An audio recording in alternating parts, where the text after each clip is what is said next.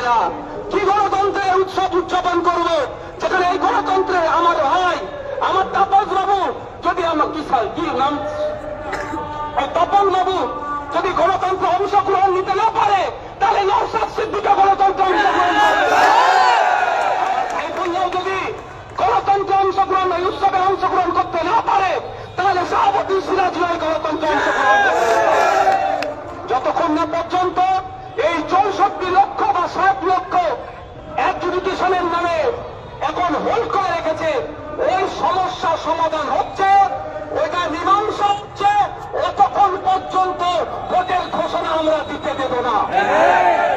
কারণ আপনি সরকার তৈরি করবেন মানুষের ভোট নিয়ে, সেই ভোটে যদি তপন বাবুরা না থাকে, এরা না থাকে, ওই সরকারকেও আমরা মানে ওই সরকার গঠনের পদ্ধতিকেও আমরা আটকাবো, ওটা সঠিক পদ্ধতি আমরা মনে করব না।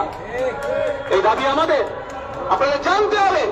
আইএসএফ এর আসল দাবিটা কি? আমরা অবৈধ ভোটারের বিপক্ষে, বৈধ ভোটারের পক্ষে, আমরা স্বচ্ছতার পক্ষে। কিন্তু স্বচ্ছতার নাম করে এদেরকে যদি ডিলিট করে দেয়, এদেরকে যদি ঝুলিয়ে রাখে, এর আমরা চরম বিরুদ্ধে। তাই আমরা এখনই আমাদের একটা প্রতিনিধি দল ডেপুটেশনে যাবে, কি হচ্ছে না হচ্ছে জেনে আপনাদের জানাবো। তবে একটু জানিয়ে রাখি আপনাদের, আপনারা দেখেছিলেন সন্দেশখালীতে নর্থ ইন্ডিয়ান সিটিজেন করে দিয়েছিল, কেউ ছুটে আসেনি তাদের জন্য।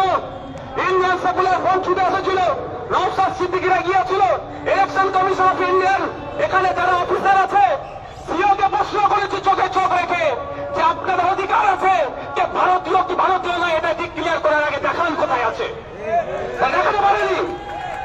কারণ হচ্ছে জেনে রাখা দরকার, যেমন রাস্তা তৈরি করা, বিল্ডিং তৈরি করা, হসপিটাল স্কুল তৈরি করা নির্বাচন কমিশনের কাজ নয়, একইভাবে ওই ভারতীয়কে তার আইডেন্টিফাই করা নির্বাচন কমিশনের কাজ নয়। নির্বাচন চাই তার ডিউটি তাকে বুঝিয়ে এসেছিলাম, তার যেদিনকে ডিউটি তার বুঝিয়ে গেছি তার পরের দিনে খোঁজ নিয়ে দেখছি আর কারো নামের পাশে নর্থ ইন্ডিয়ান সিটিজেন নাই।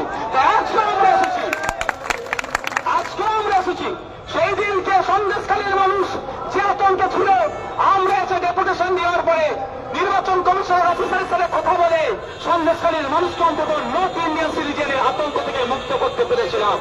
আজকে আমরা এসেছি, আজকে যে দাবি নিয়ে যে 64 লক্ষ মতো মানুষ আতঙ্কে আছে, তারা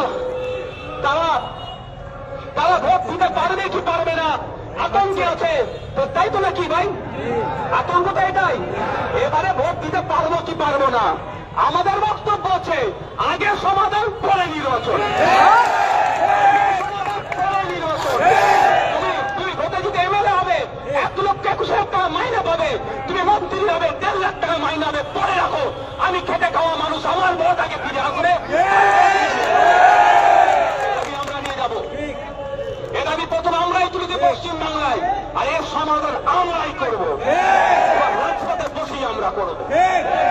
যদি কেউ মনে করে বিজেপি তৃণমূলের সুবিধা করার জন্য